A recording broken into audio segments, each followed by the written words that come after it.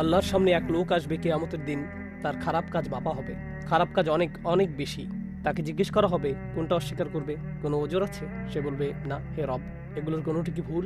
যেসব লেখক তোমার আমল লিখেছেন তারা ঠিকঠাক লিখেছেন তো? না হে রব, কসম করে বলছি একদম ঠিকঠাক আছে সব।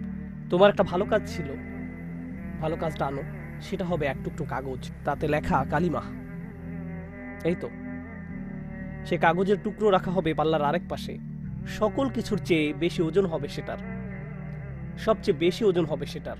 বিশেষ এই হাদিসটিতে নবী সাল্লাল্লাহু আলাইহি সাল্লাম আমাদের বলেন দুইটি শব্দ, জিহ্বায় হালকা হয় কিন্তু পাল্লায় খুবই ভারী, আবার আল্লাহর কাছে খুবই প্রিয়। হাবিবাতানে ইলার রহমান, রহমান যিনি ভালোবাসা, কেয়ার, দয়া প্রদর্শন করেন, আসলেই খুবই ভালোবাসেন কথাগুলোকে। কথাগুলো কি কি? সুবহানাল্লাহি ওয়া বিহামদিহি সুবহানাল্লাহিল আযীম।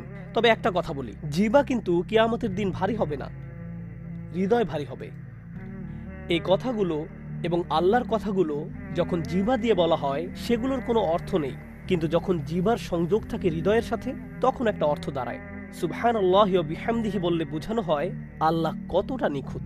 যে অবস্থাতেই হোক না কেন তাকে ধন্যবাদ দেই, কৃতজ্ঞতা প্রকাশ করি, প্রশংসা করি। আল্লাহ নিখুঁত, তাকে ধন্যবাদ দেই, প্রশংসা করি। এখন আপনি আমি জীবনে বহু কঠিন পরিস্থিতির মধ্য দিয়ে যাই, আর অবস্থা যখন খারাপ হয়ে যায়, নিখুঁত থাকে না, তখন মাঝে মাঝে আল্লাহকে দোষ দেওয়ার একটা প্রবণতা তৈরি হয়ে যায়। কেন আল্লাহ আমার সাথে এমন করছেন? কেন এত সবের মধ্য দিয়ে আমাকে যেতে হবে? কেন এত কষ্ট দেয়া লাগবে আমাকে? এই লোকটা তো আমার চেয়ে খারাপ, তবুও সে পার পেয়ে যায়। আর আমাকে দেখো, কেন আল্লাহ আমাকে নির্যাতন করেই যাচ্ছেন বারবার বারবার বারবার? এটা অবিচার। যখন আপনি আল্লাহর ন্যায় বিচারকে প্রশ্ন করছেন, আপনি ধরে নিচ্ছেন আল্লাহ নিখুঁত নন, আপনি সুবহানাল্লাহ কথাটিকে অস্বীকার করছেন।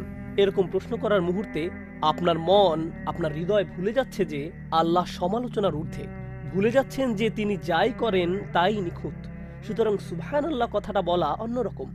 সুবহানাল্লাহ কথাটা অনুভব করা পাল্লায় প্রচন্ড ভারী। সকল অবস্থায় এটা অনুভব করা স্বাভাবিক কোনো বিষয় নয়।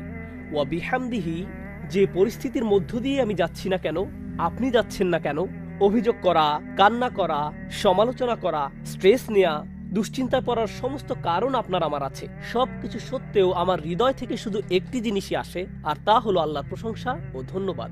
আমি আল্লাহর প্রতি ইতিবাচক মনোভাব রাখি, আমার চারপাশ যতই খারাপ হোক না কেন। যদি এরকম থাকতে পারেন, আসলে এটা পাল্লায় বেশ ভারী। এটা সাথে যোগ করুন সুবহানাল্লাহিল আযীম, মহান আল্লাহ কতই না নিখুঁত। মানে আপনি কখনো এমন কিছু চিন্তা, অনুভব বা বলবেন না যা আল্লাহর মহিমাকে আঘাত করে।